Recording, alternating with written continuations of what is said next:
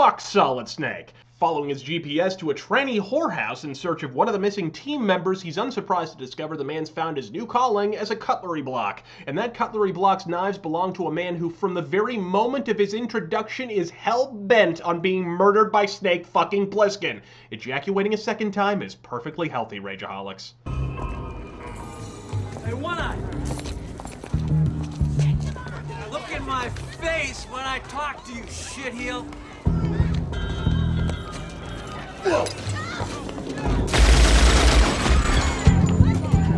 Sauntering onto Sunset Boulevard, Snake unwittingly stumbles on Faux Guevara and the president's daughter, who, thanks to changing into those leather booty shorts I will hereafter be referring to as flanked as they are by a gang of bikers, this presents the movie with an opportunity to fashion literally the most mountain-smashingly amazing combination in this medium's long and storied history. Snake Plissken, wielding a gun roughly the size of James Cameron's ego, riding a motherfucking Harley. Of course, the gun doesn't last long, but then neither does anyone the fuck else.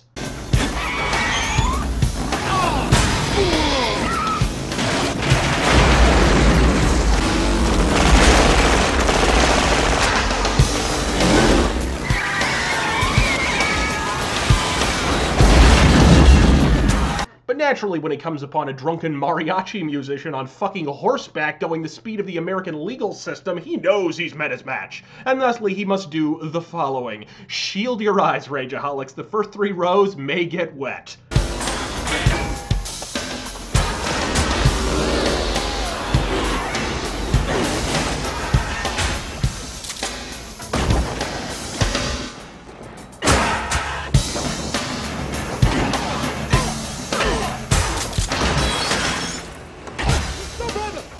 Nobody rolls into town and disrespects me. Not Snake Plissken, not nobody. Sadly, Plissken is soon defeated by a length of weighted rope and bucked off the Iron Horse and into the waiting clutches of Faux Guevara's henchmen, who are about to take part in one of the most punch-me-directly-in-the-testes, kick-ass pistol duels you will ever witness. Snake Plissken, you may proceed. What do you say we play a little Bangkok rules?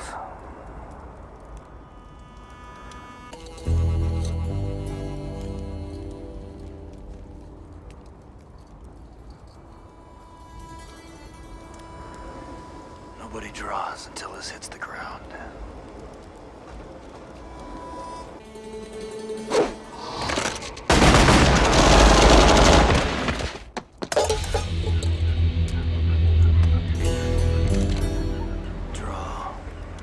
Having now inseminated the entire movie-going audience, Snake finds himself hot on Cuervo's trail once again, where he happens upon reason number 2 for why it should be illegal to say this is a bad movie. Because nothing with Steve Buscemi in it can be remotely construed as bad. That doesn't count, Terengel! Map to the Stars Eddie sells, you guessed it, Maps to the Stars, which seems like a prime opportunity for Snake to discover where the fuck he and the plot should be going. But plots? In Blood Dragon the Motion Picture? Fuck that noise. Snake happens upon a gaggle of ring race having a Chinese fire drill at a local medical plaza, but crouches in the bushes to observe them from cover, presumably because he's tuckered out from single-handedly wiping out Hell's Angels, only to discover he isn't alone. Shh, stay down, man, or they'll see you. This is only their second shift. You make one move and we're done.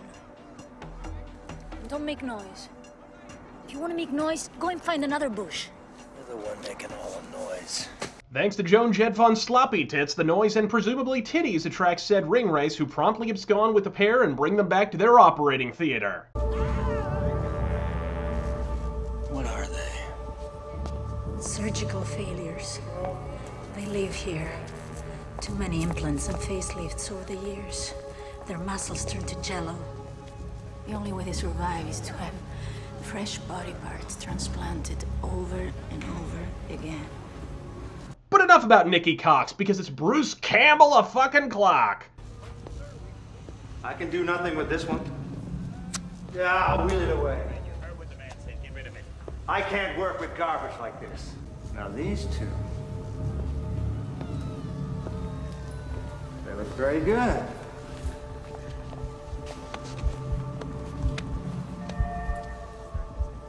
My God, they're real.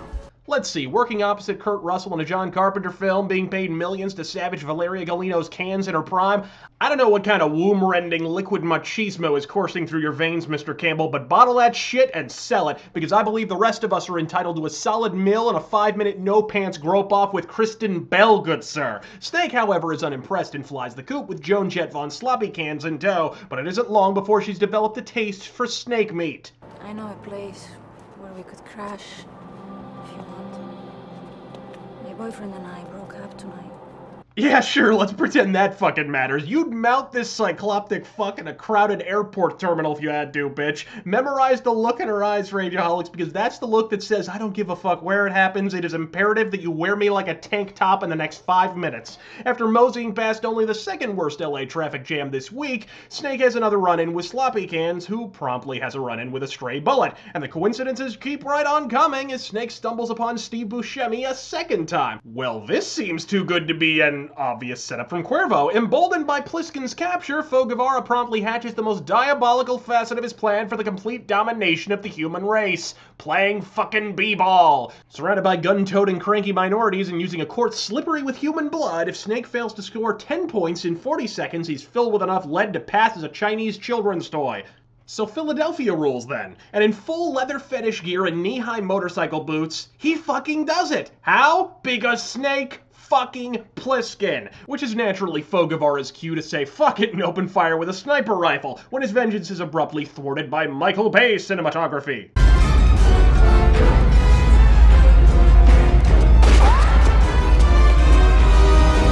Find him! We're going to Anaheim! After setting off a car bomb and disrupting Cuervo's getaway, Snake flees down a sewer where he has a heart-to-heart with and despite technically being hired to assassinate the shit out of her, takes one look at dead ass and says, ah, the hell with it. For about 5 seconds before John Carpenter remembers he's 2/3 of the way through a Snake Plissken film and for some reason the man still has use of both his fucking legs.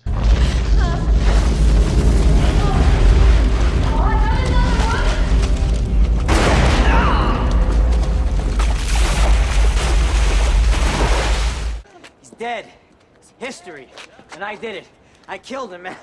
I shot him. Good. So then you know where he is. Bring me his head. Apparently all of California's sewage ends up at the same place, and shockingly, that place isn't Charlie Sheen's bedroom. Washing up on Wilshire Boulevard, Snake once again encounters his hippie stalker, who informs him that thanks to the rash of suspiciously well-timed earthquakes, it's tsunami time. Yes, that means exactly what you think it means. That Snake Plissken is about to surf down Wilshire fucking Boulevard on a goddamn tsunami. Savor this moment, Rageaholics, because like Miley Cyrus hitting a note that isn't flat, this happens once in a motherfucking lifetime.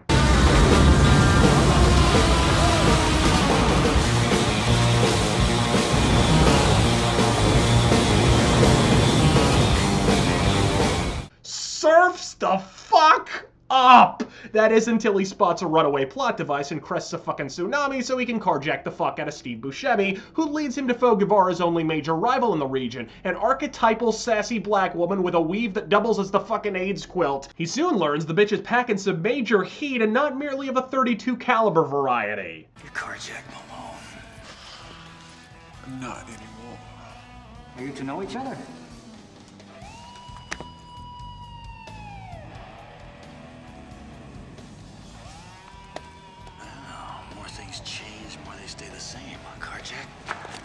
See, you're still packing a little gun between your legs.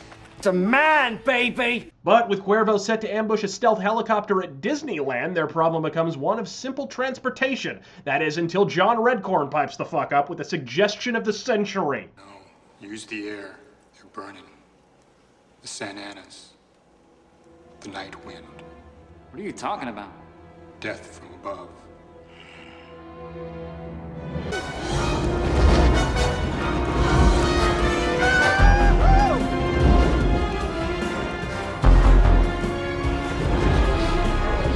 One day I I will own a physical copy of Escape from LA's script because before I die, I need to see the word Snake Plissken wielding an Uzi on a fucking hang glider actually typed on a sheet of paper. We've got hand-to-hand combat, more explosions than participants, Uzi-toting, hang-gliding trannies, and a mid-air rocket launcher duel. Smoke 'em if you got 'em, because this ain't even a climax. It's a 10-minute cum shot with bullets. When the dust settles, Snake finds himself all alone with...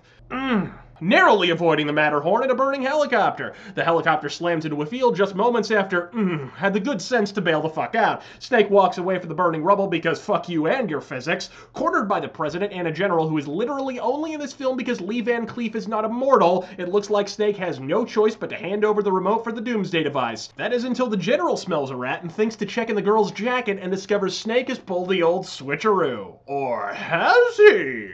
This is the President of the United States. I now demand an immediate retreat of all forces now threatening this great nation. Mr. President, the Cuban theater of aggression remains mobile. ETA Miami in 4 minutes. 4 minutes. Bring the aiming coordinates for Cuba and Mexico online. Cuba, 779. 7, 7, 9. I now render this final solution. Welcome to your very own map to the stars. Sure, we all know the big one. I hope it was worth it. For now you are going to die. Everybody does.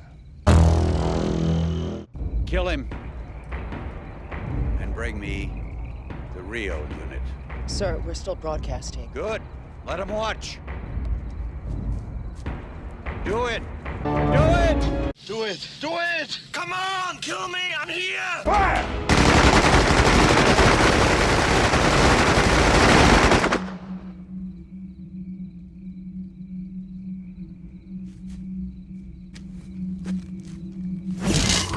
He's not even here! He's a hologram! Well, shit. Snake has the remote, and either he's a metal fan or he's about to invent the canon ending to the original Deus Ex. Who are you?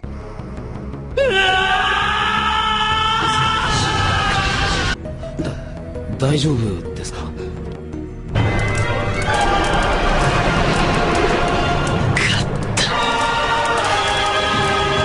計画通り.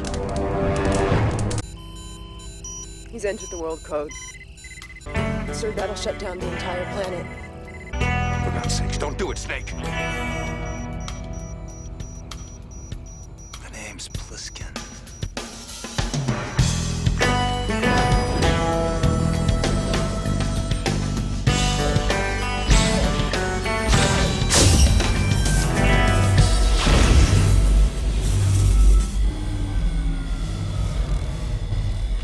You did it.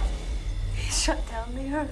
Well, it's no rocket launcher-induced exploding antagonist, but destroying the planet Earth will fucking do. Cut and goddamn print.